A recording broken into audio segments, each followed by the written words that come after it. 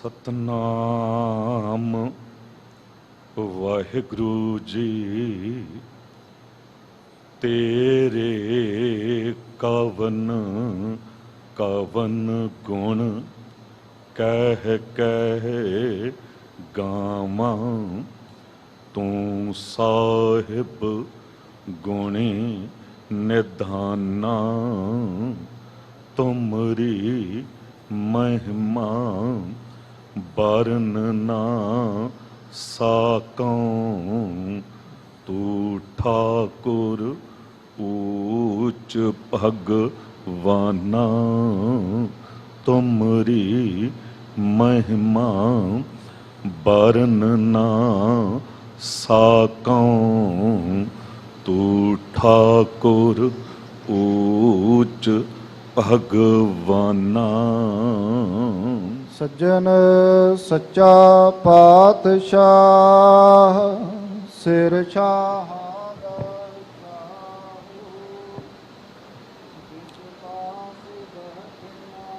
सोहिया सबना दा विसाहो।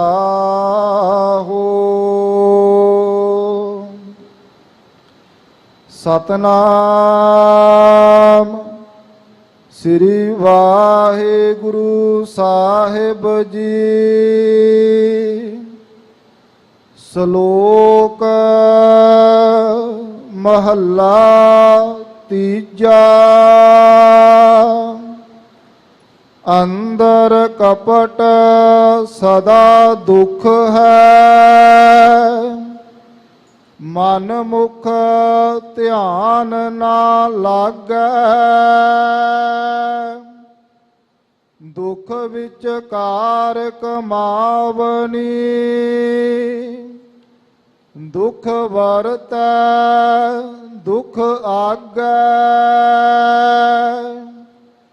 अंदर कपट सदा दुख है, मन मुख ध्यान ना लागै। दुख विच कार कमावनी, दुख वरतै दुख आगै। करमी सतगुर भेटिया, ता सच नाम लिव लागै। नानक सहजे सुख होए, अंदरो भ्रम भौ भागै। करमी सतगुर भेटिया, ता सच नाम लिव लागै। नानक सहजे सुख होए, अंदरो भ्रम भौ भागै। वाहिगुरु जी का खालसा वाहिगुरु जी की फतेह।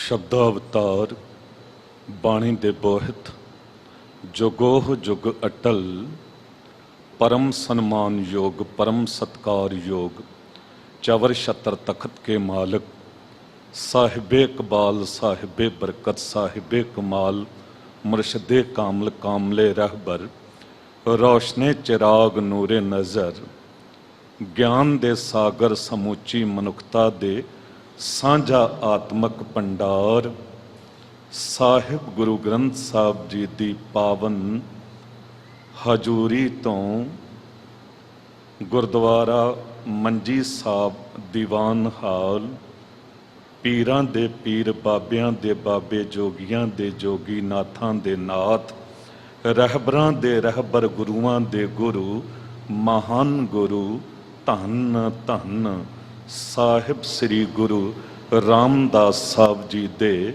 महान अस्थान दरबार साहिब तो गुरु के हुक्म दी विचार सरवण कर रही सन्मानयोग साध संगत जीओ गुरु की बख्शी फतेह बुलाओ। वाहिगुरु जी का खालसा, वाहिगुरु जी की फतेह। हुक्म ओ जो मनना पवे ते मनना ही होवे। हुक्म दी डेफिनेशन व्याख्या ही ये है जो मन्निया जावे, केवल पढ़िया ना जावे, वो मन्निया जावे। साडे च अक्सर ऐसा हुंदा है कि अज सोशल मीडिया का जमाना है।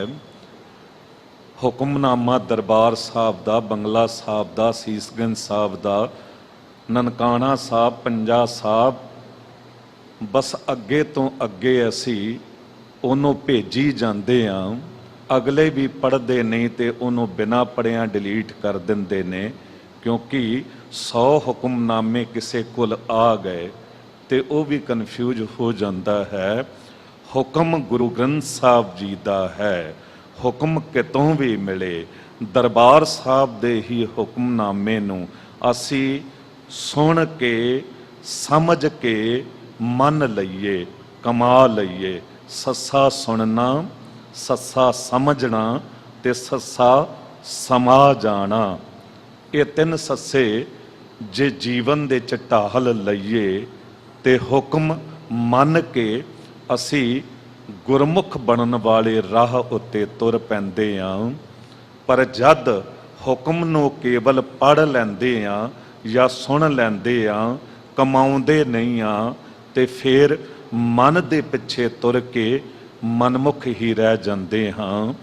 अज दे हुक्म दे विच सतगुरु जी ने गुरमुख ते मनमुख दी गल करके समझाया है कि गुरमुख दा जीवन की है, गुरमुख दे जीवन दे च किन्ने क सुख ने ते मनमुख दे जीवन दे च की है। सतगुरु साहब गुरु हरगोबिंद साहब जी दे जीवन विचों एक घटना सांझी करके आपा हुक्म दी विचार नाल जुड़िए, तां कि साडे अंदर वो भरोसा होर पक्का हो जावे कि गुरु की संगत च बैठना किस तरह है ते हुक्म नूं सुनना किस तरह है। भाई सुथरा जी बड़े प्यारे सिख होए ने, गुरु हरगोबिंद साहब सतगुरु जी दे, ते आके संगत च बैठे ते कथा कर रहे सन गुरु हरगोबिंद साहब आप। जी हुण कथा हो रही है, इतनी एकाग्रता तुहाडी मिल रही है जिस तरह सचखंड बनया होया है, ते जिथे गुरु हरगोबिंद साहब आप कथा कर रहे होण उथे किहो जा माहौल होवेगा। भाई सुथरा जी बैठे ने, सारी संगत वो कथा सुन रही है एकाग्रता नाल, पर 2-4 सिख ने जो उत्थे बैठे भी आपस च गल्लां करी जा रहे ने। भाई सुथरा जी ने 1-2 वारी इशारा किया चुप करन दा, पर जद चुप ना कीते ते कान विच कुछ बचन कह के ते दौड़ गए। 8-9 दिन आए ना, ते जिस दिन आए उस दिन उन्हां सिखां ने मुश्कां बन के, हथ पैर बन के गुरु हरगोबिंद साहब सतगुरु जी दे सन्मुख पेश कर दिता। सतगुरु ने पूछया भी भाई सुथरे नूं क्यों बन्निया है? कहन लगे सतगुरु जी इन्हें गुरु दी हजूरी बड़ी वड्डी अवग्या कीती सी। की कीता सी? असी कथा सुन रहे सी, बैठे सी, ते ये सानू माड़े बचन अपशब्द बोल के ते दौड़ गया सी। सतगुरु ने पूछया भाई सुथरे नूं कि ठीक कह रहे ने? सतगुरु जी ठीक कह रहे ने, सजा जो मर्जी दे देना, पर पहला इन्हां तो पुछो उदों हो की रहा सी। सिख कहन लगे जी कथा हो रही सी। कथा कर कौन रहा सी? गुरु हरगोबिंद साहब सतगुरु आप कथा कर रहे सी। ते भाई सुथरा जी ने कहा कि सतगुरु इतना होर पुछ लो कि गुरु कह की रहा सी, गुरु कह की रहा सी। जद पुछया ना कि गुरु कह की रहा सी ते कुछ भी पता नहीं सी। उदों भाई सुथरा जी ने कहा कि तुसी सारे मेरे पैरां ते चरनां ते मत्था टेकना आरंभ कर दिओ। सिख क्रोध च आ गए। कहा सतगुरु वेखो एडी वड्डी अवग्या आप दे हुंदियां कहंदा मेरे पैरां उत्ते मत्था टेको। भाई सुथरा ने कहा गुस्ताखी माफ सतगुरु, ये सिख तुहाडे नहीं हन, ਇਹ ਤੇ ਸਿੱਖ ਮੇਰੇ ਬਣ ਗਏ ਉਦੋਂ ਕਿ ਮੇਰੇ ਕਹੇ ਹੋਏ ਮਾੜੇ ਅਪਸ਼ਬਦ ਵੀ ਹੁਣ ਤੱਕ ਇਹਨਾਂ ਨੂੰ ਯਾਦ ਨੇ। ਉਹ ਦਿਨ ਵੀ ਚੇਤੇ ਹੈ, ਸਭ ਕੁਝ ਚੇਤੇ ਹੈ, ਪਰ ਗੁਰੂ ਦੇ ਕਹੇ ਬਚਨ ਇੱਕ ਵੀ ਚੇਤੇ ਨਹੀਂ ਹੈ। ਤੇ ਫਿਰ ਗੁਰੂ ਦੇ ਸਿੱਖ ਕਿਸ ਤਰ੍ਹਾਂ ਹੋਏ? ਗੁਰੂ ਹਰਗੋਬਿੰਦ ਸਾਹਿਬ ਸਤਿਗੁਰੂ ਜੀ ਨੇ ਭਾਈ ਸੁਥਰੇ ਨੂੰ ਥਾਪੜਾ ਦਿੱਤਾ ਤੇ ਉਹਨਾਂ ਸਿੱਖਾਂ ਨੂੰ ਤਾੜਨਾ ਕੀਤੀ ਕਿ ਗੁਰੂ ਦੀ ਹਜ਼ੂਰੀ 'ਚ ਬੈਠ ਕੇ ਵੀ ਗੁਰੂ ਵੱਲ ਜੇ ਮੁਖ ਨਹੀਂ ਹੈ ਤੇ ਫਿਰ ਮਨਮੁਖ ਹੀ ਹੋ, ਤੇ ਮਨ ਦੇ ਪਿੱਛੇ ਤੁਰਨ ਵਾਲੇ ਹੋ। ਗੁਰਮੁਖ ਤੇ ਤਦ ਹੀ ਬਣੋਗੇ ਜੇ ਗੁਰੂ ਦੇ ਹੁਕਮ ਨੂੰ, ਗੁਰੂ ਦੀ ਕਥਾ ਨੂੰ ਸੁਣ ਕੇ ਜੀਵਨ ਵਿੱਚ ਕਮਾਓਗੇ। ਆਓ ਗੁਰੂ ਕਿਰਪਾ ਕਰੇ, ਆਪ ਹੀ ਸਿਰ ਉੱਤੇ ਹੱਥ ਰੱਖ ਕੇ ਇਹ ਵਿਚਾਰ ਕਰਵਾ ਲਵੇ, ਇਹ ਵਿਚਾਰ ਸਾਡੇ ਹਿਰਦੇ 'ਚ ਵਸ ਜਾਵੇ। ਅਸੀਸ ਆਪ ਸੰਗਤ ਨੇ ਦੇਣੀ ਹੈ, ਕਿਰਪਾ ਗੁਰੂ ਨੇ ਕਰਨੀ ਹੈ। ਮਨ ਜੇ ਕਿਤੇ ਭਟਕ ਰਿਹਾ ਹੈ, ਮਨ ਨੂੰ ਆਵਾਜ਼ ਮਾਰੋ, ਮਨ ਪਰਦੇਸੀ ਵੇ ਪਿਆਰੇ ਆਓ ਘਰੇ, ਤੇ ਇੱਕ ਵਾਰੀ ਗੱਜ ਕੇ ਉਚਾਰਨ ਕਰੋ ਸਤਨਾਮ ਸ੍ਰੀ ਵਾਹਿਗੁਰੂ। ਇੱਕ ਵਾਰੀ ਫਿਰ ਕਰੋ ਕਿਰਪਾ, ਸਤਨਾਮ ਸ੍ਰੀ ਵਾਹਿਗੁਰੂ। ਸਤਨਾਮ ਸ੍ਰੀ ਵਾਹਿਗੁਰੂ ਸਾਹਿਬ ਜੀ। ਸ਼ਲੋਕ ਮਹੱਲਾ ਤੀਜਾ। ਅੰਦਰ ਕਪਟ ਸਦਾ ਦੁਖ ਹੈ, ਮਨ ਮੁਖ ਧਿਆਨ ਨਾ ਲਾਗੈ। ਸ਼ਲੋਕ ਮਹੱਲਾ ਤੀਜਾ। ਭਾਵ ਕਿ ਗੁਰੂ ਅਮਰਦਾਸ ਸਾਹਿਬ ਜੀ ਦਾ ਇਹ ਪਾਵਨ ਹੁਕਮ ਹੈ। ਸਾਹਿਬ ਕਹਿੰਦੇ ਅੰਦਰ ਕਪਟ ਸਦਾ ਦੁੱਖ ਹੈ, ਮਨ ਮੁਖ ਧਿਆਨ ਨਾ ਲਾਗੈ। ਅੰਦਰ ਕਪਟ ਹੈ, ਅੰਦਰ ਖੋਟ ਹੈ, ਤੇ ਭਾਵੇਂ ਗੁਰੂ ਦੀ ਹਜ਼ੂਰੀ ਵੀ ਬੈਠਾ ਹੈ ਨਾ ਤੇ ਤੂੰ ਦੁੱਖਾਂ ਤੋਂ ਬਚ ਨਹੀਂ ਸਕਦਾ, ਕਿਉਂਕਿ ਗੁਰੂ ਨਾਲ ਤੇ ਸਾਂਝ ਪਾਈ ਨਹੀਂ। ਜੇ ਗੁਰੂ ਨਾਲ ਸਾਂਝ ਪਾਉਂਦਾ ਫਿਰ ਜ਼ਰੂਰ ਹੁੰਦਾ ਪਰਮੇਸ਼ਰ ਦਿੱਤਾ ਬੰਨਾ, ਦੁੱਖ ਰੋਗ ਕਾ ਡੇਰਾ ਭੰਨਾ। ਆਨੰਦ ਕਰ ਹੈ ਨਰ ਨਾਰੀ, ਹਰ ਹਰ ਪਵ ਕਿਰਪਾ ਧਾਰੀ। ਪਰ ਕਰੀਏ ਕਿ ਮਨਮੁਖ ਧਿਆਨ ਨਾ ਲਾਗੈ। ਜੋ ਮਨ ਦੇ ਪਿੱਛੇ ਤੁਰਨ ਵਾਲੇ ਨੇ ਨਾ, ਉਹਨਾਂ ਦਾ ਧਿਆਨ ਟਿਕਦਾ ਹੀ ਨਹੀਂ ਹੈ ਗੁਰੂ ਦੀ ਹਜ਼ੂਰੀ। ਦੇਖੋ ਧਿਆਨ ਦੀ ਬੜੀ ਵੱਡੀ ਖੇਡ ਹੈ। ਗੁਰੂ ਅੰਗਦ ਦੇਵ ਪਾਤਸ਼ਾਹ ਜੀ ਕਹਿੰਦੇ ਅੱਖੀ ਬਾਝੋਂ ਵੇਖਣਾ ਬਿਨ ਕੰਨਾਂ ਸੁਣਨਾ, ਪੈਰੀ ਬਾਝੋਂ ਚੱਲਣਾ ਬਿਨ ਹੱਥਾਂ ਕਰਨਾ, ਜੀਭ ਹੈ ਬਾਝੋਂ ਬੋਲਣਾ ਇਉਂ ਜੀਵਤ ਮਰਨਾ। ਕਹਿੰਦੇ ਅੱਖਾਂ ਤੋਂ ਬਿਨਾਂ ਵੇਖਣਾ ਹੈ। ਹੁਣ ਅੱਖਾਂ ਤੋਂ ਬਿਨਾਂ ਕਿਸ ਤਰ੍ਹਾਂ ਵੇਖਿਆ ਜਾ ਸਕਦਾ ਹੈ? ਕੰਨਾਂ ਤੋਂ ਬਿਨਾਂ ਸੁਣਨਾ ਹੈ। ਕੰਨਾਂ ਤੋਂ ਬਿਨਾਂ ਕਿਸ ਤਰ੍ਹਾਂ ਸੁਣਿਆ ਜਾ ਸਕਦਾ ਹੈ? ਪੈਰਾਂ ਤੋਂ ਬਿਨਾਂ ਕਿਸ ਤਰ੍ਹਾਂ ਤੁਰਿਆ ਜਾ ਸਕਦਾ ਹੈ? ਹੱਥਾਂ ਤੋਂ ਬਿਨਾਂ ਕੀ ਕੀਤਾ ਜਾ ਸਕਦਾ ਹੈ? ਤੇ ਜੀਭ ਤੋਂ ਬਿਨਾਂ ਕਿਸ ਤਰ੍ਹਾਂ ਬੋਲਿਆ ਜਾ ਸਕਦਾ ਹੈ? ਪਰ ਗੁਰੂ ਅੰਗਦ ਦੇਵ ਸਾਹਿਬ ਸਤਿਗੁਰੂ ਜੀ ਕਹਿੰਦੇ ਬੋਲਿਆ ਜਾ ਸਕਦਾ ਹੈ। ਇੱਥੇ ਜੋ ਕਿਹਾ ਜਾ ਰਿਹਾ ਨਾ, ਮਨਮੁਖ ਧਿਆਨ ਨਾ ਲਾਗੈ।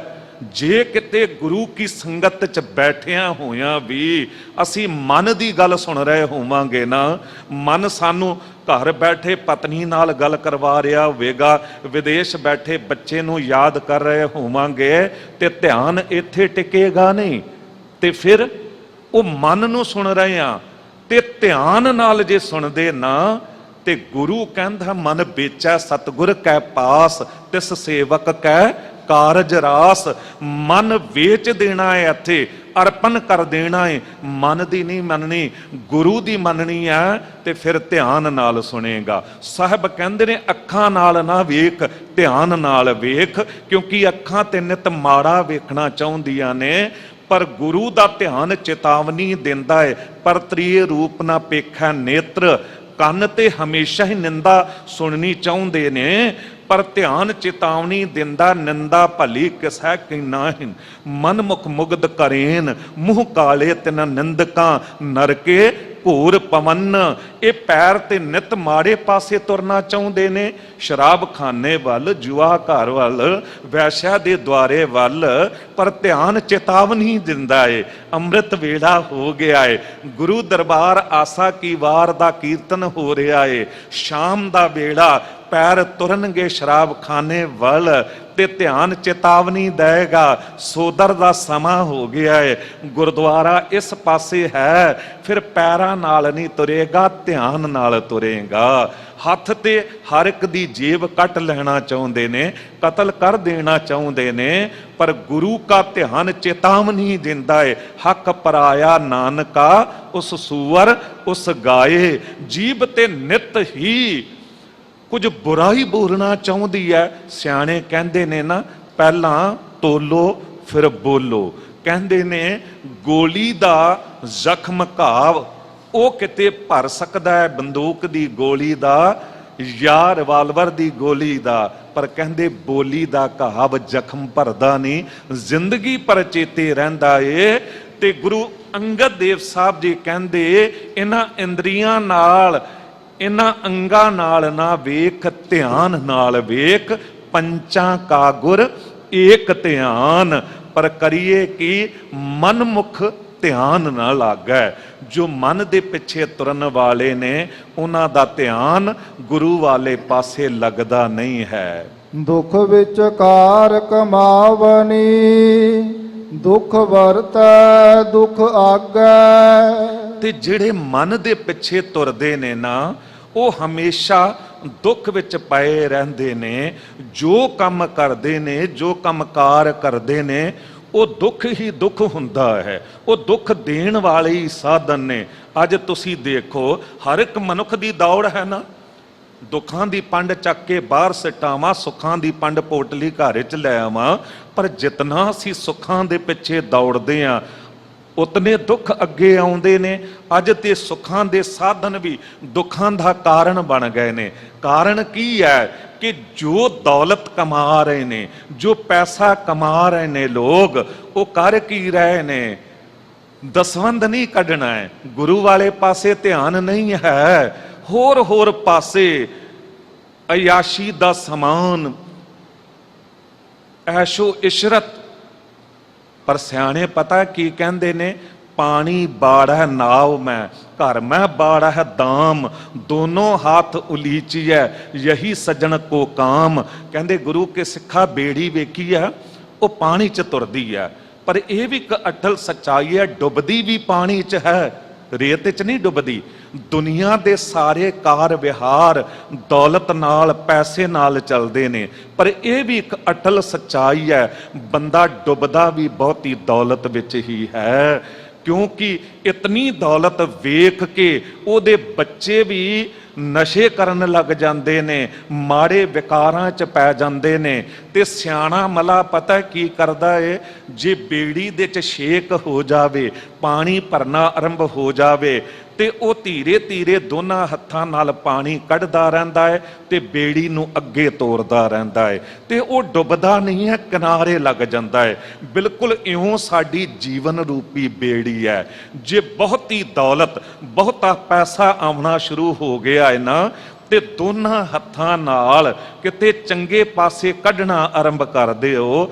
ਦਸਵੰਧ ਕੱਢੋ, ਗਰੀਬਾਂ ਦੀ ਮਦਦ ਕਰੋ, ਕਿਸੇ ਰੋਗੀ ਦਾ ਇਲਾਜ ਕਰਾ ਦਿਓ, ਗਰੀਬ ਬੱਚੀ ਦਾ ਵਿਆਹ ਕਰਾ ਦਿਓ, ਗੁਰੂ ਕੇ ਲੰਗਰਾਂ 'ਚ ਲਾ ਦਿਓ, ਗੁਰੂ ਦਰਬਾਰ ਦੀ ਸੇਵਾਵਾਂ ਵਿੱਚ ਲਾ ਦਿਓ, ਤੇ ਫਿਰ ਡੁੱਬੋਗੇ ਨਹੀਂ, ਜੀਵਨ ਰੂਪੀ ਬੇੜੀ ਤਰ ਜਾਵੇਗੀ। ਨਹੀਂ ਤੇ ਸਾਹਿਬ ਕਹਿ ਰਹੇ ਨੇ ਦੁੱਖ ਵਿੱਚ ਕਾਰ ਕਮਾਉਣੀ, ਕਾਰ ਦਾ ਅਰਥ ਹੈ ਕੰਮ, ਤੇ ਫਿਰ ਹੋਵੇਗਾ ਕਿ ਦੁੱਖ ਵਰਤੈ ਦੁੱਖ ਆਗੈ। ਮਨਮੁਖ ਬੰਦੇ ਲਈ ਇਸ ਸੰਸਾਰ ਦੇ ਵਿੱਚ ਵੀ ਦੁੱਖ ਹੈ, ਤੇ ਉਸ ਸੱਚੀ ਦਰਗਾਹ ਦੇ ਵਿੱਚ ਵੀ ਦੁੱਖ ਹੀ ਦੁੱਖ ਹੈ। ਕਰਮੀ ਸਤਿਗੁਰ ਭੇਟੀਐ, ਤਾ ਸੱਚ ਨਾਮ ਲਿਵ ਲਾਗੈ। ਕਰਮੀ ਸਤਿਗੁਰ ਭੇਟੀਐ, ਭੇਟੀਏ ਦਾ ਅਰਥ ਹੁੰਦਾ ਮਿਲਣਾ, ਤੇ ਕਰਮੀ ਦਾ ਅਰਥ ਹੈ ਬਖਸ਼ਿਸ਼। ਕਰਮ ਸ਼ਬਦ ਨਾ 3 ਪ੍ਰਕਾਰ ਨਾਲ ਗੁਰਬਾਣੀ ਦੇ ਵਿੱਚ ਮੁੱਖ ਤੌਰ ਤੇ ਆਇਆ ਹੈ। ਜੋ ਆਪਾਂ ਕਈ ਵਾਰੀ ਕਹਿੰਦੇ ਹਾਂ ਮੇਰੇ ਕਰਮਾਂ ਵਿੱਚ ਨਹੀਂ ਹੈ, ਮਤਲਬ ਕਿ ਭਾਗਾਂ ਵਿੱਚ ਨਹੀਂ ਹੈ, ਉਹਨੂੰ ਵੀ ਕਰਮ ਕਿਹਾ ਜਾਂਦਾ ਹੈ। ਤੇ ਜੋ ਕੁਝ ਜੀਵਨ ਵਿੱਚ ਅਸੀਂ ਚੰਗੇ ਜਾਂ ਮਾੜੇ ਕਰਮ ਕਰਦੇ ਹਾਂ, ਉਸ ਨੂੰ ਵੀ ਕਰਮ ਕਿਹਾ ਜਾਂਦਾ ਹੈ ਕਿ ਇਹਦੇ ਕਰਮ ਬੜੇ ਮਾੜੇ ਨੇ ਜਾਂ ਇਹਦੇ ਕਰਮ ਬੜੇ ਚੰਗੇ ਨੇ। ਤੇ ਤੀਜਾ ਕਰਮ ਜੋ ਹੈ ਉਹਦਾ ਅਰਥ ਹੈ ਜਿਸ ਤਰ੍ਹਾਂ ਕੋਈ ਹਿੰਦੂ ਵੀਰ ਬਹੁਤਾ ਪ੍ਰਸੰਨ ਖੁਸ਼ ਨਜ਼ਰ ਆ ਰਿਹਾ ਹੋਵੇ ਨਾ, ਤੇ ਪੁੱਛੋ ਵੀ ਬਹੁਤਾ ਪ੍ਰਸੰਨ ਹੈ, ਉਹ ਕਹਿੰਦਾ ਸਭ ਰਾਮ ਜੀ ਕੀ ਕਿਰਪਾ ਹੈ। ਕਿਸੇ ਗੁਰਸਿੱਖ ਤੋਂ ਪੁੱਛੋ ਵੀ ਬੜਾ ਖੁਸ਼ ਪ੍ਰਸੰਨ ਨਜ਼ਰ ਆ ਰਿਹਾ ਹੈ, ਉਹ ਕਹਿੰਦਾ ਸਭ ਗੁਰੂ ਵਾਹਿਗੁਰੂ ਦੀ ਕਿਰਪਾ ਹੈ। ਪਰ ਕਿਸੇ ਮੁਸਲਮਾਨ ਵੀਰ ਤੋਂ ਪੁੱਛੋਗੇ ਨਾ ਬੜਾ ਪ੍ਰਸੰਨ ਹੈ, ਤੇ ਉਹ ਕਹੇਗਾ ਸਭ ਅੱਲਾਹ ਕਾ ਕਰਮ ਹੈ, ਸਭ ਅੱਲਾਹ ਕਾ ਕਰਮ ਹੈ। ਕਹੇ ਉਹ ਵੀ ਇਹੀ ਰਿਹਾ ਹੈ ਕਿ ਸਭ ਅੱਲਾਹ ਦੀ ਕਿਰਪਾ ਹੈ, ਉਹਦੀ ਬਖਸ਼ਿਸ਼ ਹੈ। ਤੇ ਇੱਥੇ ਸਾਹਿਬ ਕਹਿ ਰਹੇ ਨੇ ਕਿ ਉਹਦੀ ਬਖਸ਼ਿਸ਼ ਸਦਕਾ ਕਰਮੀ ਸਤਿਗੁਰ ਭੇਟੀਐ, ਤਾਂ ਸੱਚ ਨਾਮ ਲਿਵ ਲਾਗੈ, ਤਾਂ ਤੇਰੀ ਸੁਰਤ ਸੱਚੇ ਨਾਮ ਨਾਲ ਜੁੜ ਸਕਦੀ ਹੈ। ਨਾਨਕ ਸਹਜੇ ਸੁਖ ਹੋਏ, ਅੰਦਰੋਂ ਭ੍ਰਮ ਭਉ ਭਾਗੈ। ਨਾਨਕ ਜੀ ਕਹਿੰਦੇ ਨੇ ਸਹਜੇ ਸੁਖ ਹੋਏ, ਅੰਦਰੋਂ ਭਰਮ ਭਉ ਭਾਗੈ। ਸਹਜੇ, ਸਹਿਜ ਹੈ ਅੰਦਰ ਦਾ ਸੁਖ, ਜਿਹਨੂੰ ਆਨੰਦ ਕਹਿੰਦੇ ਨੇ, ਜੋ ਕਦੀ ਟੁੱਟੇ ਭੱਜੇ ਨਾ। ਦੁਨੀਆ ਦੇ ਸੁੱਖ ਦੁਨੀਆ ਦੀ ਦੁਕਾਨਾਂ ਤੋਂ ਮਿਲ ਜਾਂਦੇ ਨੇ, ਪਰ ਇਹ ਨਿਤ ਬਦਲਦੇ ਨੇ। ਜੋ 에ਅਰ ਕੰਡੀਸ਼ਨ ਦੇਖੋ ਇਹ ਚੱਲ ਰਿਹਾ ਏ, ਅੱਜ ਸੁੱਖ ਦੇ ਰਿਹਾ ਗਰਮੀਆਂ ਨੇ, ਪਰ 4 ਮਹੀਨੇ ਬਾਅਦ ਤੁਸੀਂ ਇਹਨੂੰ ਚਲਾਓ ਦੁੱਖ ਦੇਣ ਲੱਗ ਜਾਵੇਗਾ। ਇਹ ਮੌਸਮ ਬਦਲਿਆ ਸੁੱਖ ਬਦਲ ਗਿਆ, ਜਗ੍ਹਾ ਬਦਲੇ ਸੁੱਖ ਬਦਲ ਜਾਂਦੇ ਨੇ। ਜੋ ਅਰਬ ਦੇਸ਼ਾਂ ਦੇ ਵਿੱਚ 에ਅਰ ਕੰਡੀਸ਼ਨ ਸੁੱਖ ਦਿੰਦੇ ਨੇ, ਯੂਰਪ ਚਲੇ ਜਾਓ, ਇੰਗਲੈਂਡ, ਤੇ ਉੱਥੇ ਠੰਡ ਪੈ ਰਹੀ ਦੁੱਖ ਦੇਣ ਲੱਗ ਜਾਂਦੇ ਨੇ। ਉੱਥੇ ਗਰਮ ਕੱਪੜੇ ਹੀਟਰ ਜੋ ਸੁੱਖ ਦੇ ਰਹੇ ਨੇ, ਗਰਮ ਦੇਸ਼ਾਂ 'ਚ ਆ ਜਾਓ ਦੁੱਖ ਦੇਣ ਲੱਗ ਜਾਂਦੇ ਨੇ।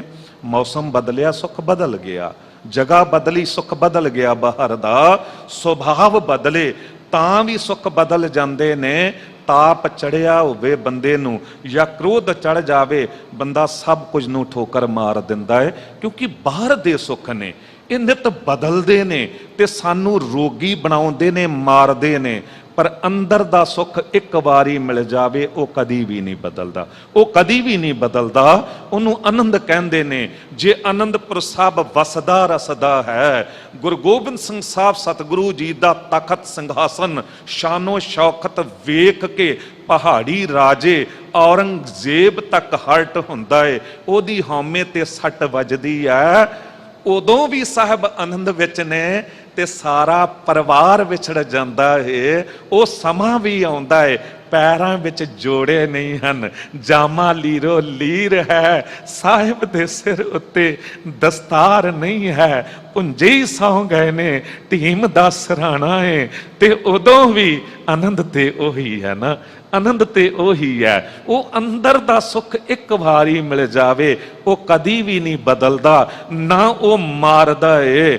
ਤੁਸੀਂ ਦੁਨਿਆਵੀ ਉਦਾਹਰਣ ਵੀ ਲੈ ਲਓ ਨਾ, ਹਲਵਾਈ ਦੀ ਦੁਕਾਨ ਦੇ ਸਾਹਮਣੇ ਉਹ ਚੀਨੀ ਨੂੰ ਸ਼ੱਕਰ ਨੂੰ ਘੋਲ ਕੇ ਚਾਸਨੀ ਬਣਾਈ ਹੁੰਦੀ ਹੈ, ਤੇ ਕੋਈ ਮੱਖੀ ਉਹਦੇ ਉੱਪਰ ਬੈਠ ਜਾਵੇ, ਪੈਰ ਫਸ ਜਾਣ, ਡੁੱਬ ਜਾਵੇ, ਉਹਦੀ ਮੌਤ ਹੈ। ਪਰ ਦੂਜੇ ਪਾਸੇ ਸ਼ਹਿਦ ਦੀ ਮੱਖੀ, ਉਹ ਸ਼ਹਿਦ ਉੱਪਰ ਬੈਠਦੀ ਹੈ, ਅੰਦਰ ਤੱਕ ਡੁੱਬ ਜਾਂਦੀ, ਫਿਰ ਨਿਕਲ ਆਉਂਦੀ, ਸ਼ਹਿਦ ਉਹਨੂੰ ਮਾਰਦਾ ਨਹੀਂ ਹੈ। ਉਹ ਕਿਉਂ ਮਾਰੇਗਾ? ਉਹ ਕਿਸੇ ਹੋਰ ਤਰੀਕੇ ਨਾਲ ਮਰ ਸਕਦੀ ਹੈ, ਪਰ ਸ਼ਹਿਦ ਦੇ ਅੰਦਰ ਡੁੱਬ ਕੇ ਵੀ ਉਹ ਬਾਹਰ ਨਿਕਲ ਆਉਂਦੀ ਹੈ। ਸ਼ਹਿਦ ਉਹਨੂੰ ਕਿਉਂ ਮਾਰੇਗਾ? ਕਿਉਂਕਿ ਸ਼ਹਿਦ ਤੇ ਉਹਦੇ ਅੰਦਰੋਂ ਪੈਦਾ ਹੋਇਆ ਹੈ। ਗੁਰੂ ਕੇ ਸਿੱਖਾ, ਜਿਸ ਦਿਨ ਇਹ ਆਨੰਦ, ਇਹ ਸਹਿਜ ਤੇਰੇ ਅੰਦਰੋਂ ਪੈਦਾ ਹੋ ਗਿਆ ਨਾ, ਉਦੋਂ ਤੂੰ ਮਰ ਕੇ ਵੀ ਨਹੀਂ ਮਰੇਗਾ। ਜਿਸ ਤਰ੍ਹਾਂ ਸਾਡੇ ਗੁਰੂ ਸੰਸਾਰ ਤੋਂ ਜਾ ਕੇ ਵੀ ਮਰੇ ਨਹੀਂ ਹਨ। ਭਗਤ ਕਬੀਰ ਸਾਹਿਬ ਜੀ, ਹੋਰ ਭਗਤ, ਉਹ ਮਰੇ ਨਹੀਂ ਹਨ, ਅੱਜ ਵੀ ਗੁਰੂ ਗ੍ਰੰਥ ਸਾਹਿਬ ਜੀ ਜਿੰਦਾ ਨੇ ਤੇ ਸਾਡੇ ਨਾਲ ਸ਼ਬਦਾਂ ਰਾਹੀਂ ਗੱਲ ਕਰ ਰਹੇ ਹਨ। ਇਸ ਕਰਕੇ ਸਾਹਿਬ ਕਹਿੰਦੇ ਜੇ ਸਹਿਜ ਪੈਦਾ ਹੋ ਜਾਂਦਾ ਏ ਤੇ ਅੰਦਰੋਂ ਭਰਮ ਭੁਲੇਖਾ ਮਿਟ ਜਾਂਦਾ ਏ, ਦੌੜ ਜਾਂਦਾ ਹੈ। ਮਹੱਲਾ ਤੀਜਾ। ਗੁਰਮੁਖ ਸਦਾ ਹਰ ਰੰਗ ਹੈ, ਹਰ ਕਾ ਨਾਉ ਮਨ ਭਾਇਆ। ਮਹੱਲਾ ਤੀਜਾ, ਗੁਰੂ ਅਮਰਦਾਸ ਸਾਹਿਬ ਜੀ ਦੇ ਬਚਨ। ਗੁਰਮੁਖ ਹਰ ਰੰਗ ਹੈ, ਹਰ ਕਾ ਨਾਉ ਮਨ ਭਾਇਆ। ਕਹਿੰਦੇ ਗੁਰਮੁਖ ਜਿਹੜਾ ਹੋਇਆ, ਦੇਖੋ ਮਨਮੁਖ ਦੀ ਗੱਲ ਸੁਣ ਆਏ, ਹੁਣ ਗੁਰਮੁਖ ਦੀ ਆਰੰਭ ਹੋਈ ਹੈ। ਕਹਿੰਦੇ ਗੁਰਮੁਖ ਦੇ ਉੱਤੇ ਨਾ ਮਾਲਕ ਵਾਹਿਗੁਰੂ ਦਾ ਪ੍ਰੇਮ ਰੰਗ ਚੜਿਆ ਹੁੰਦਾ ਹੈ, ਉਹ ਨਾਮ ਵਿੱਚ ਰੰਗਿਆ ਹੁੰਦਾ ਏ, ਉਹਦੇ ਮਨ ਨੂੰ ਵਾਹਿਗੁਰੂ ਦਾ ਨਾਮ ਭਾਉਂਦਾ ਏ। ਰੰਗ ਹੱਸੈ ਰੰਗ ਰੋਵੈ ਚੁੱਪ ਭੀ ਕਰ ਜਾਹੇ, ਪਰਵਾਹ ਨਾਹੀ ਕਿਸੈ ਕੇਰੀ ਬਾਜ ਸੱਚੇ ਨਾਹੇ। ਉਹ ਉਹਦੇ ਹੀ ਪ੍ਰੇਮ ਰੰਗ ਵਿੱਚ ਕਦੀ ਹੱਸ ਪੈਂਦੇ ਨੇ, ਕਦੀ ਰੋ ਪੈਂਦੇ ਨੇ, ਉਹਦਾ ਰੰਗ ਚੜਿਆ ਹੁੰਦਾ ਏ। ਗੱਲ ਨੂੰ ਚੰਗੀ ਤਰ੍ਹਾਂ ਸਮਝ ਲੈਣਾ,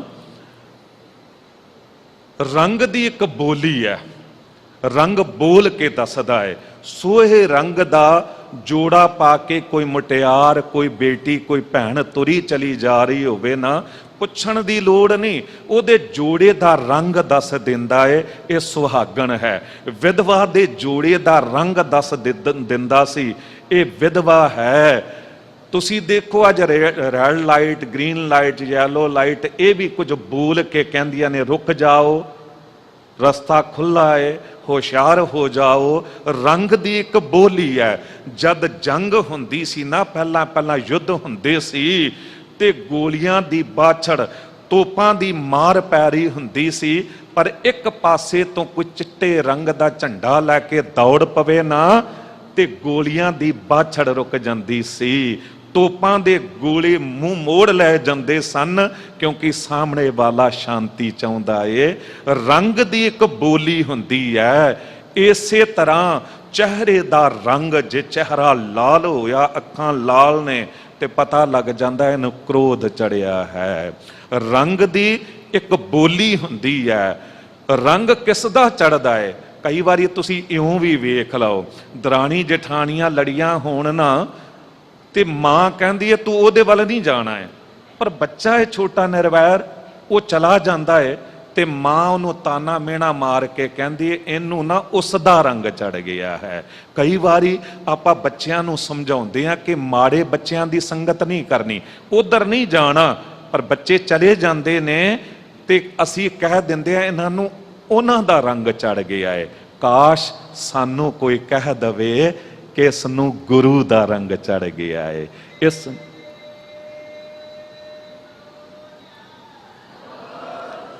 ਇਸ ਨੂੰ ਗੁਰੂ ਦਾ ਰੰਗ ਚੜ ਗਿਆ ਹੈ। ਉਸ ਦਿਨ ਸਮਝ ਲੈਣਾ ਕਿ ਤੁਸੀਂ ਗੁਰਮੁਖ ਗਾਢੀ ਰਾਹ ਤੇ ਤੁਰ ਪਇਓ, ਤੁਸੀਂ ਗੁਰਮੁਖ ਬਣਨ ਵਾਲੇ ਪਾਸੇ ਤੁਰ ਪਇਓ, ਤੇ ਫਿਰ ਮਨ ਨੂੰ ਵਾਹਿਗੁਰੂ ਦਾ ਨਾਮ ਭਾਉਣ ਲੱਗ ਜਾਵੇਗਾ। ਗੁਰਮੁਖ ਵੇਖਣ ਬੋਲਣਾ, ਨਾਮ ਜਪਤ ਸੁਖ ਪਾਇਆ। ਗੁਰਮੁਖ ਦਾ ਵੇਖਣਾ ਬੋਲਣਾ ਉਹ ਨਾਮ ਦੇ ਵਿੱਚ ਹੀ ਹੁੰਦਾ ਏ।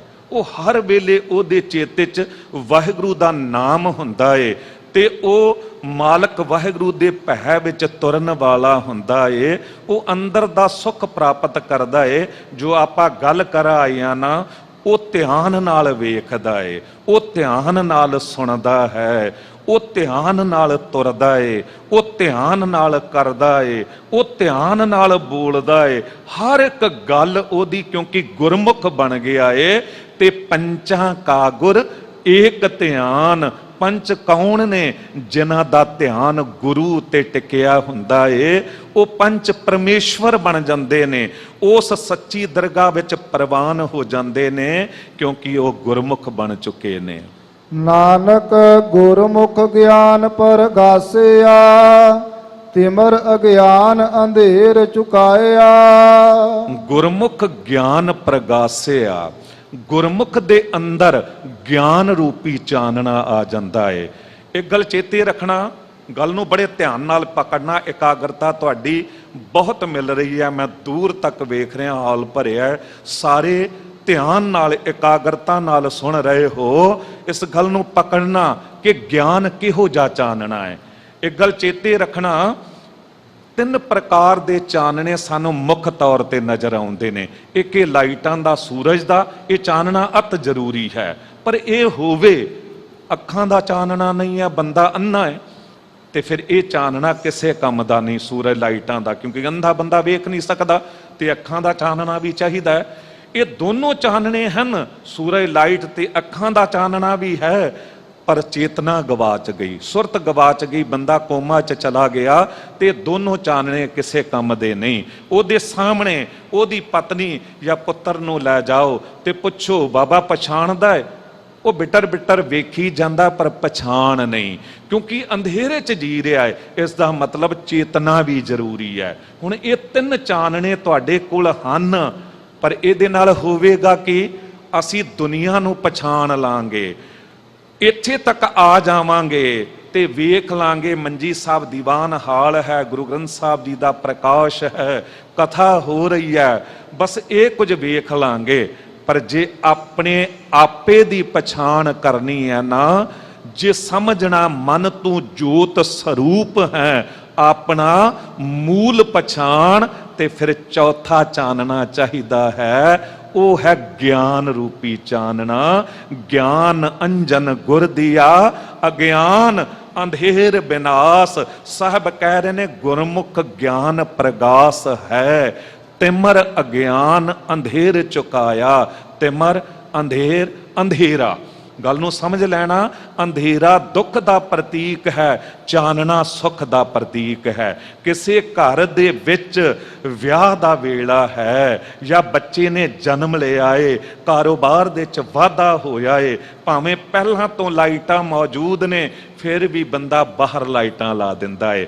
ਆਪਾਂ ਪ੍ਰਕਾਸ਼ ਗੁਰਪੁਰਬ ਮਨਾਉਂਦੇ ਆ, ਗੁਰਦੁਆਰਿਆਂ ਦੇ ਬਾਹਰ ਚਾਨਣਾ ਕਰ ਦਿੰਦੇ ਆ, ਕਿਸੇ ਨੂੰ ਪੁੱਛਣ ਦੀ ਲੋੜ ਨਹੀਂ, ਉਹ ਚਾਨਣਾ ਦੱਸ ਦਿੰਦਾ ਏ ਕਿ ਇਸ ਘਰ ਦੇ ਵਿੱਚ ਸੁੱਖ ਵਰਤ ਰਿਹਾ ਏ। ਇਸ ਤੋਂ ਵਿਪਰੀਤ ਕਿਸੇ ਘਰ ਦੇ ਵਿੱਚ ਮੌਤ ਹੋ ਗਈ ਹੋਵੇ, ਕੋਈ ਜਿਗਰ ਦਾ ਟੋਟਾ ਸਿਰ ਦਾ ਸਾਈਂ ਚਲਾਣਾ ਕਰ ਗਿਆ ਹੋਵੇ, ਜਾਂ ਬੰਦਾ ਬਰਬਾਦ ਹੋ ਗਿਆ, ਤੇ ਉਹ ਇੱਕ ਪਾਸੇ ਜਾ ਕੇ ਉਦਾਸ ਹੋ ਕੇ ਬੈਠ ਜਾਂਦਾ ਹੈ। ਸ਼ਾਮ ਪੈ ਗਈ, ਲਾਈਟਾਂ ਵੀ ਨਾ ਜਗਾਈਆਂ, ਕਿਸੇ ਨੇ ਆ ਕੇ ਕਹਿ ਦਿੱਤਾ ਚਾਨਣਾ ਨਹੀਂ ਕੀਤਾ, ਉਹ ਕਹਿੰਦਾ ਹੁਣ ਤਾਂ ਜ਼ਿੰਦਗੀ 'ਚ ਹੀ ਅੰਧੇਰਾ ਹੋ ਗਿਆ, ਹੁਣ ਕਾਹਦਾ ਚਾਨਣਾ। ਤੇ ਸਾਬਿਤ ਕੀ ਹੋਇਆ? ਅੰਧੇਰਾ ਦੁੱਖ ਦਾ ਪ੍ਰਤੀਕ ਹੈ, ਚਾਨਣਾ ਸੁੱਖ ਦਾ ਪ੍ਰਤੀਕ ਹੈ। ਫਿਰ ਅੰਧੇਰਾ ਪਛਾਣ ਗਵਾ ਦਿੰਦਾ ਏ, ਚਾਨਣਾ ਪਛਾਣ ਕਰਵਾ ਦਿੰਦਾ ਏ। ਜਿਸ ਘਰ ਦੇ ਬੈਡਰੂਮ ਵਿੱਚ ਤੁਸੀਂ 25 ਸਾਲਾਂ ਤੋਂ ਰਹਿ ਰਹੇ ਹੋ, ਹਰ ਇੱਕ ਚੀਜ਼ ਦੀ ਤੁਹਾਨੂੰ ਪਛਾਣ ਹੈ, ਪਰ ਥੋੜਾ ਅੰਧੇਰਾ ਹੋ ਜਾਵੇ, ਲਾਈਟ ਚਲੀ ਜਾਵੇ, ਸਾਰੀ ਪਛਾਣ ਗਵਾਚ ਜਾਂਦੀ ਹੈ, ਕੁਝ ਵੀ ਨਜ਼ਰ ਨਹੀਂ ਆਉਂਦਾ। ਚਾਨਣਾ ਹੋ ਜਾਵੇ, ਸਾਰੀ ਪਛਾਣ ਹੋ ਜਾਂਦੀ ਹੈ। ਅੰਧੇਰੇ ਦੇ ਵਿੱਚ ਬੰਦਾ ਪਾਪ ਕਮਾਉਂਦਿਆਂ ਵੀ ਨਹੀਂ ਡਰਦਾ, ਅੰਧੇਰੇ ਦੇ ਵਿੱਚ ਕਤਲ ਕਰ ਦਿੰਦਾ ਏ, ਅੰਧੇਰੇ ਦੇ ਵਿੱਚ ਕਿਸੇ ਦੇ ਤਨ ਉੱਤੇ ਹੱਥ ਪਾ ਦਿੰਦਾ ਏ, ਚਾਨਣੇ ਵਿੱਚ ਸੰਕੋਚ ਕਰਦਾ ਏ। ਅੰਧੇਰੇ ਦੇ ਵਿੱਚ ਠੇਡੇ ਲੱਗਦੇ ਨੇ, ਗੋਡੇ ਟੁੱਟ ਜਾਂਦੇ ਨੇ, ਪਰ ਚਾਨਣੇ ਦੇ ਵਿੱਚ ਸਭ ਕੁਝ ਰਾਹ ਪੱਧਰਾ ਨਜ਼ਰ ਆਉਂਦਾ ਏ। ਇੱਕ ਗੱਲ ਯਾਦ ਰੱਖਣਾ, ਅੱਜ ਕੱਲ ਜਿਹੜੇ ਐਕਸਪ੍ਰੈਸ ਵੇ ਬਣ ਗਏ ਨੇ, 100 ਕਿਲੋਮੀਟਰ 200 ਕਿਲੋਮੀਟਰ ਦਾ ਕੋਈ ਉਹ ਰਸਤਾ ਹੈ, ਤੁਸੀਂ ਬੇਫਿਕਰ ਤੁਰੇ ਚਲੇ ਜਾਓਗੇ, ਕੋਈ ਫਿਕਰ ਨਹੀਂ ਹੈ। ਪਰ ਜਿੱਥੇ ਚੌਰਾਹਾ ਜਾਂ ਦੁਰਾਹਾ ਆ ਜਾਵੇ ਨਾ, ਉਹ ਭਾਵੇਂ 100 ਫੀਟ ਦਾ ਹੋਵੇ, ਉੱਥੇ ਸੁਚੇਤ ਹੋਣ ਦੀ ਲੋੜ ਹੈ। ਮੰਜ਼ਿਲ ਦਾ ਰਾਹ ਸੁਚੇਤ ਹੋ ਕੇ ਚੁਣਨਾ ਹੈ। ਜੇ ਗਲਤ ਰਾਹ ਫੜ ਲਿਆ ਨਾ, ਤੇ ਇਉਂ ਸਮਝ ਲਓ ਲੁੱਟੇ ਪੁੱਟੇ ਵੀ ਜਾ ਸਕਦੇ ਹੋ, ਸਮਾਂ ਵੀ ਵਿਅਰਥ ਜਾਵੇਗਾ, ਮੰਜ਼ਿਲ ਵੀ ਗਵਾਚ ਜਾਵੇਗੀ। ਯਾਦ ਰੱਖਣਾ, ਦੇਹਧਾਰੀ ਗੁਰੂ ਜਾਂ ਜਾਦੂ ਟੋਨੇ ਕਰਨ ਵਾਲੇ ਜਾਂ ਜੋਤਿਸ਼ ਜਾਂ ਹੋਰ ਮੜੀਆਂ ਮਸਾਣਾ, ਇਹ ਉਹ ਖੁੰਝੇ ਹੋਏ ਰਾਹ ਨੇ। ਸਾਡਾ ਇੱਕੋ ਰਾਹ ਹੈ ਗੁਰੂ ਗ੍ਰੰਥ ਸਾਹਿਬ, ਇੱਕੋ ਰਾਹ ਹੈ ਗੁਰੂ ਗ੍ਰੰਥ ਸਾਹਿਬ। ਗੁਰੂ ਵੱਲ ਜੇ ਤੁਰਾਂਗੇ ਤੇ ਫਿਰ ਗੁਰਮੁਖ ਬਣਨ ਵਾਲੇ ਪਾਸੇ ਤੁਰਾਂਗੇ। ਸਤਿਗੁਰੂ ਜੀ ਕਹਿ ਰਹੇ ਨੇ ਕਿ ਉਹ ਅੰਧੇਰਾ ਚੁੱਕ ਜਾਵੇਗਾ, ਗਿਆਨ ਹੋ ਜਾਵੇਗਾ। ਮੈਂ ਸਾਹਮਣੇ ਬੱਚੀ ਨੂੰ ਵੇਖ ਰਿਹਾ, ਅੰਮ੍ਰਿਤਧਾਰੀ ਬੱਚੀ ਬੈਠੀ ਹੈ, ਤੇ ਮੈਨੂੰ ਇੱਕ ਗੱਲ ਚੇਤੇ ਆ ਗਈ। ਥੋੜੀ ਬੇਨਤੀ ਕਰਦੇ ਆ ਕਿ ਬੱਚੀਆਂ ਨੂੰ ਸੰਭਾਲੋ, ਬੱਚਿਆਂ ਨੂੰ ਆਰੰਭ ਤੋਂ ਬੇਟੀਆਂ ਨੂੰ ਗੁਰਮੁਖ ਬਣਾਉਣ ਵਾਲੇ ਰਾਹ ਵਾਲੇ ਪਾਸੇ ਤੋਰੋ। ਰੋਜ਼ ਇੱਕ ਸਾਖੀ ਸੁਣਾਓ, ਕੋਈ ਸ਼ਬਦ ਦੀ ਵਿਚਾਰ ਸੁਣਾਓ। ਸਾਡਾ ਬੜਾ ਨੁਕਸਾਨ ਹੋ ਰਿਹਾ ਹੈ ਜੇ ਬੱਚੀ ਕਿਤੇ ਦੂਜੇ ਪਾਸੇ ਜਾਂਦੀ, ਦੂਜੇ ਧਰਮ ਵਿੱਚ ਪੀੜ੍ਹੀ ਦਰ ਪੀੜ੍ਹੀ ਸਾਡਾ ਬਹੁਤ ਨੁਕਸਾਨ ਹੁੰਦਾ ਹੈ।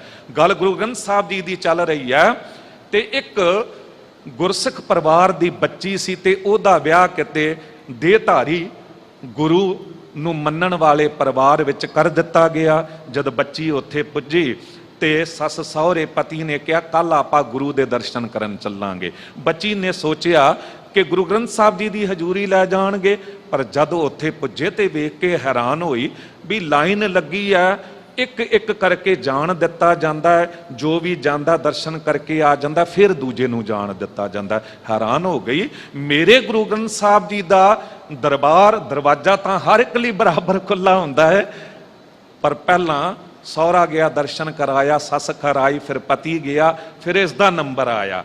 ਹੁਣ ਤਿੰਨੇ ਇਹਨੂੰ ਸਮਝਾਉਂਦੇ ਨੇ ਤੇ ਨਾਲ ਖੜਾ ਬਾਹਰ ਸੇਵਾਦਾਰ ਵੀ ਸਮਝਾਉਂਦਾ ਹੈ, ਜੋ ਗੁਰੂ ਕਵੇ ਨਾ ਸਤ ਬਚਨ ਕਹਿ ਕੇ ਮੰਨ ਲੈਣਾ ਹੈ, ਕੋਈ ਹੁਜਤ ਨਹੀਂ ਕਰਨੀ। ਹੁਣ ਵੀ ਬੱਚੀ ਨੇ ਸੋਚਿਆ ਅੰਦਰ ਗੁਰੂ ਗ੍ਰੰਥ ਸਾਹਿਬ ਜੀ ਹੋਣਗੇ। ਜਦ ਅੰਦਰ ਪੁੱਜੀ ਵੇਖ ਕੇ ਹੈਰਾਨ ਹੋ ਗਈ, ਉੱਥੇ ਤੇ ਕੋਈ ਦੇਹਧਾਰੀ ਗੁਰੂ ਬੰਦਾ ਬੈਠਾ ਸੀ। ਫਿਰ ਵੀ ਵੇਖਿਆ ਕਿ ਬਜ਼ੁਰਗ ਹੈ ਤੇ ਪੈਰੀ ਹੱਥ ਲਾ ਕੇ ਬੈਠ ਗਈ, ਕਿਉਂਕਿ ਗੁਰੂ ਗ੍ਰੰਥ ਸਾਹਿਬ ਜੀ ਦਾ ਪ੍ਰਕਾਸ਼ ਨਹੀਂ ਸੀ। ਇੱਕ ਬਜ਼ੁਰਗ ਵਾਂਗ ਸਤਿਕਾਰ ਕੀਤਾ, ਪਰ ਗੁਰੂ ਗ੍ਰੰਥ ਸਾਹਿਬ ਜੀ ਦਾ ਪ੍ਰਕਾਸ਼ ਹੁੰਦਾ ਤੇ ਉਹਨੇ ਪੈਰੀ ਹੱਥ ਵੀ ਨਹੀਂ ਸੀ ਲਾਉਣਾ, ਕਿਉਂਕਿ ਗੁਰਮਤ ਦੀ ਸੂਝ ਜਿਸ ਨੂੰ ਹੈ ਉਹ ਗੁਰੂ ਗ੍ਰੰਥ ਸਾਹਿਬ ਜੀ ਦੀ ਹਜ਼ੂਰੀ ਕਦੀ ਵੀ ਕਿਸੇ ਨੂੰ ਪੈਰੀ ਹੱਥ ਨਹੀਂ ਲਾਵੇਗਾ।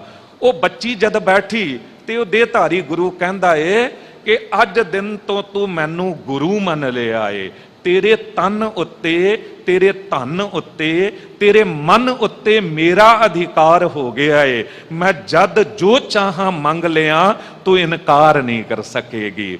ਹੁਣ ਆਮ ਬੱਚੀ ਹੁੰਦੀ ਸੱਸ ਸਹੁਰੇ ਦੇ ਡਰ ਕਰਕੇ ਡਰ ਜਾਂਦੀ, ਜਾਂ ਉਸ ਗੁਰੂ ਸੇਵਾਦਾਰਾਂ ਦੇ ਡਰ ਤੋਂ ਡਰ ਜਾਂਦੀ, ਪਰ ਇਹ ਗੁਰਮੁਖ ਬੱਚੀ ਸੀ, ਗੁਰਮਤ ਦੀ ਸੂਝ ਸੀ। ਇਹਨੇ ਕਹਿ ਦਿੱਤਾ ਕਿ ਬਜ਼ੁਰਗੋ, ਜਦ ਮੇਰਾ ਆਨੰਦ ਕਾਰਜ ਪੜਾਇਆ ਗਿਆ ਨਾ, ਮੈਨੂੰ ਸਮਝਾ ਦਿੱਤਾ ਗਿਆ ਕਿ ਤੇਰੇ ਤਨ ਉੱਤੇ ਅਧਿਕਾਰ ਕੇਵਲ ਤੇਰੇ ਪਤੀ ਦਾ ਹੈ, ਤੇ ਤਨ ਤੇ ਮੇਰਾ ਰਹਿ ਨਹੀਂ ਗਿਆ। ਮੈਂ ਗੁਰੂ ਦੀ ਹਜ਼ੂਰੀ ਬਚਨ ਦੇ ਚੁੱਕੀ ਹਾਂ, ਧਨ ਮੈਂ ਕੁਝ ਕਮਾਇਆ ਨਹੀਂ ਹੈ, ਉੱਥੇ ਮਾਂ-ਬਾਪ ਦਾ ਸੀ, ਇੱਥੇ ਸੱਸ ਸਹੁਰੇ ਦਾ ਹੈ। ਹਾਂ, ਮਨ ਜ਼ਰੂਰ ਮੈਂ ਆਪਣਾ ਮੰਨਦੀ ਹਾਂ, ਉਹ ਮਨ ਮੈਂ ਗੁਰੂ ਗ੍ਰੰਥ ਸਾਹਿਬ ਜੀ ਨੂੰ ਅਰਪਣ ਕਰਕੇ ਮੈਂ ਗੁਰੂ ਦੀ ਬੱਚੀ ਹੋ ਚੁੱਕੀ ਹਾਂ।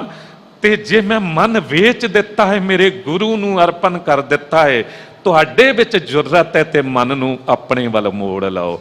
ਹੁਣ ਘਬਰਾ ਗਿਆ, ਕਹਿਣ ਲੱਗਾ ਇਹ ਨਾਸਤਿਕ ਕਿੱਥੋਂ ਆ ਗਈ, ਇਹਨੂੰ ਛੇਤੀ ਕੱਢੋ, ਛੇਤੀ ਕੱਢੋ। ਬੱਚੀ ਕਹਿੰਦੀ ਕਿ ਮੈਂ ਵੀ ਇਹੀ ਚਾਹੁੰਦੀ ਸਾਂ ਤੇ ਬਾਹਰ ਨਿਕਲੀ, ਘਰ ਪੁੱਜੀ, ਇਤਨੀ ਸਮਝਦਾਰੀ ਨਾਲ ਉਹਨੇ ਯਤਨ ਆਰੰਭੇ ਕਿ ਧੀਰੇ ਧੀਰੇ ਪੂਰੇ ਪਰਿਵਾਰ ਨੂੰ ਹੀ ਗੁਰੂ ਗ੍ਰੰਥ ਸਾਹਿਬ ਜੀ ਦੇ ਲੜ ਲਾ ਦਿੱਤਾ। ਇਹ ਹੈ ਗੁਰਮੁਖ ਬਣਨ ਵਾਲਾ ਰਾਹ। ਮਹੱਲਾ ਤੀਜਾ। ਮਨ ਮੁਖ ਮੈਲੇ ਮਰਹਿ ਗਵਾਰ। ਮਨਮੁਖ ਮੈਲੇ ਮਰਹਿ ਗਵਾਰ। ਮਨਮੁਖ ਦਾ ਜੀਵਨ ਬੜਾ ਮੈਲਾ ਹੁੰਦਾ। ਮਨ ਮੈਲੇ ਸਭ ਕਿਛ ਮੈਲਾ, ਤਨ ਧੋਤੈ ਮਨ ਹੱਛਾ ਨਾ ਹੋਏ ਸੀ। ਮਨਮੁਖ ਬੰਦਾ ਜਿਹੜਾ ਹੈ ਨਾ, ਉਹ ਹਮੇਸ਼ਾ ਹੀ ਮੈਲੇ ਜੀਵਨ ਦਾ ਹੋ ਕੇ ਮਰਦਾ ਹੈ ਜੀ। ਗੁਰਮੁਖ ਨਿਰਮਲ ਹਰ ਰਾਖਿਆ ਉਰ ਧਾਰ। ਗੁਰਮੁਖ ਨਿਰਮਲ ਹਰ ਰਾਖਿਆ ਉਰ ਧਾਰ।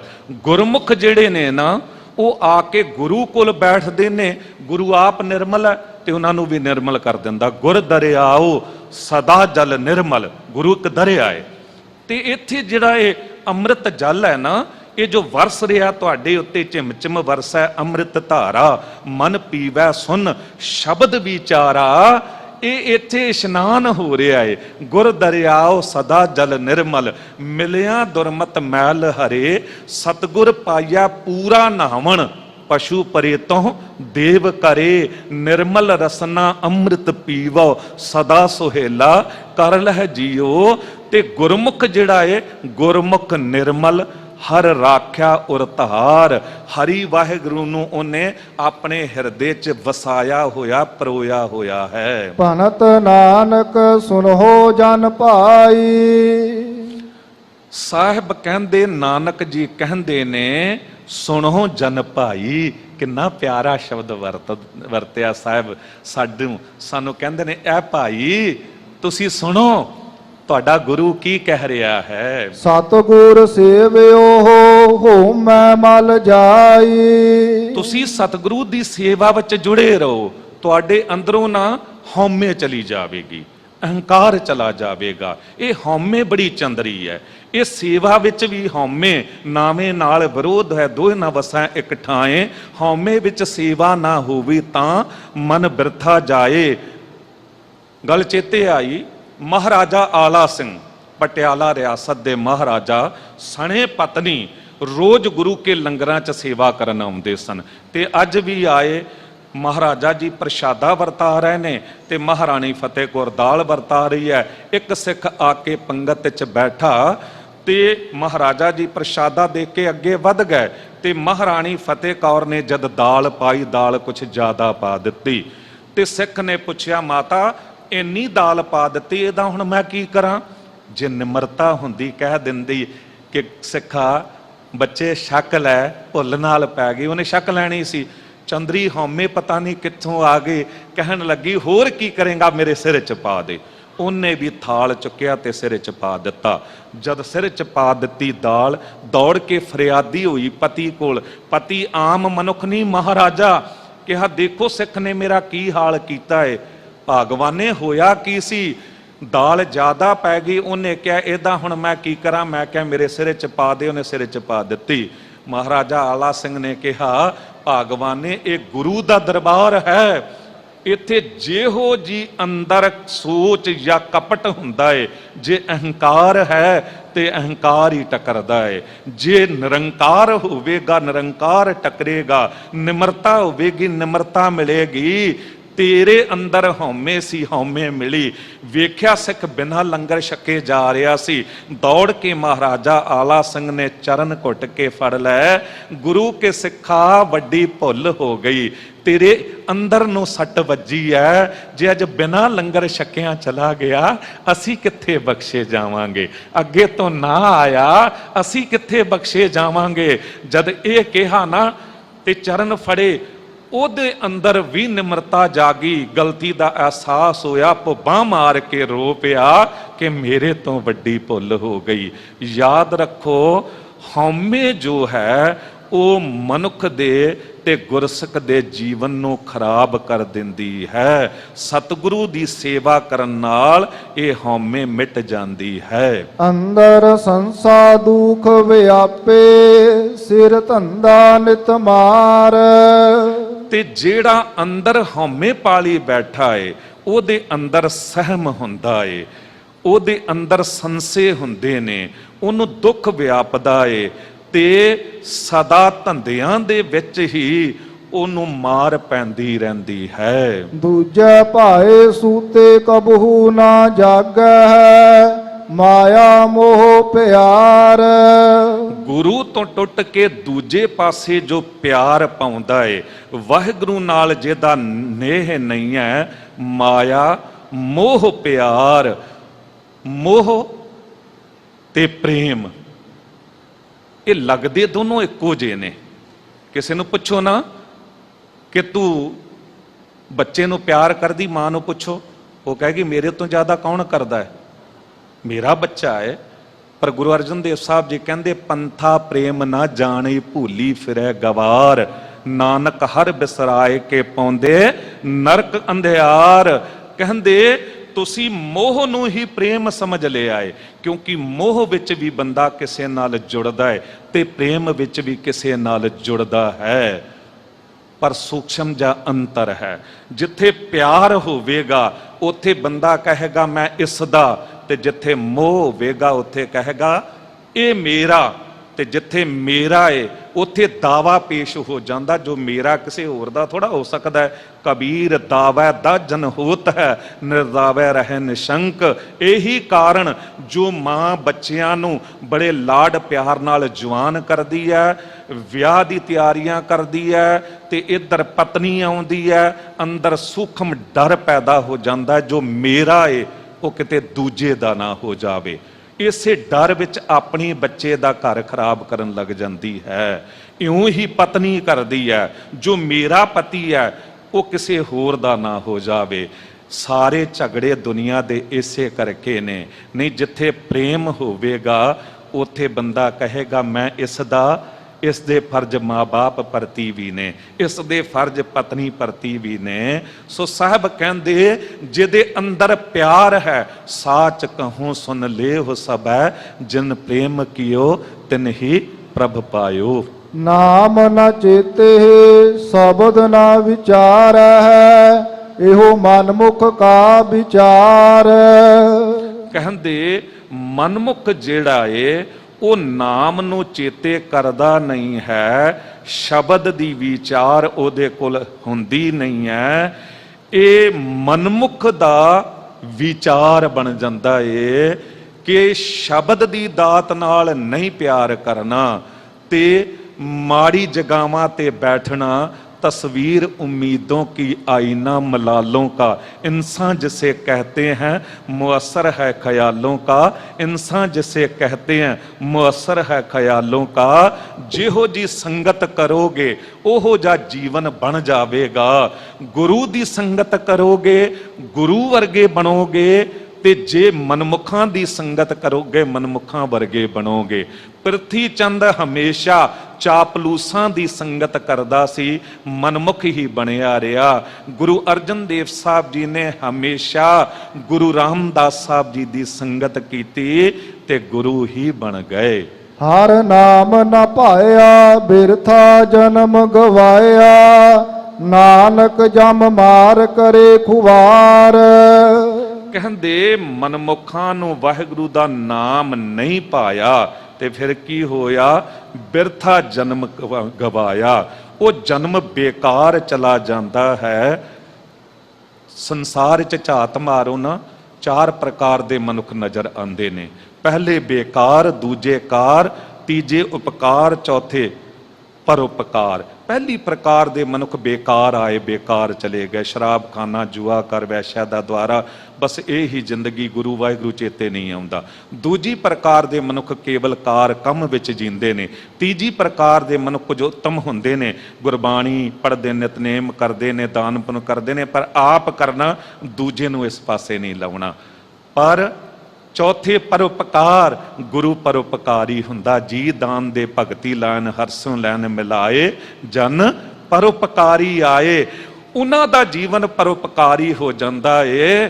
ਨਹੀਂ ਤੇ ਜੀਵਨ ਅਕਾਰਥ ਚਲਾ ਜਾਂਦਾ। ਗੁਣ ਗੋਬਿੰਦ ਗਾਇਓ ਨਹੀਂ, ਜਨਮ ਅਕਾਰਥ ਕੀਨ। ਪੌੜੀ ਜਿਸਨੋ ਹਰ ਭਗਤ ਸੱਚ ਬਖਸ਼ੀਐਨ, ਸੋ ਸੱਚਾ ਸਾਹੋ। ਜਿਸ ਗੁਰਮੁਖ ਨੂੰ ਮਾਲਕ ਵਾਹਿਗੁਰੂ ਭਗਤੀ ਦੇ ਦਿੰਦਾ ਏ, ਉਹ ਭਗਤ ਬਣ ਜਾਂਦਾ ਏ। ਉਹ ਸਭ ਤੋਂ ਸੱਚਾ ਸ਼ਾਹੂਕਾਰ ਹੋ ਜਾਂਦਾ ਏ, ਕਿਉਂਕਿ ਉਹਦੇ ਕੋਲ ਨਾਮ ਰੂਪੀ ਧਨ ਹੁੰਦਾ ਹੈ। ਤਿਸ ਕੀ ਮੋਹਤਾਜੀ ਲੋਕ ਕੱਢਦਾ, ਹੋਰਤ ਹੱਠ ਨਾ ਵਥ ਨਾ ਵੇਸਾਹੋ।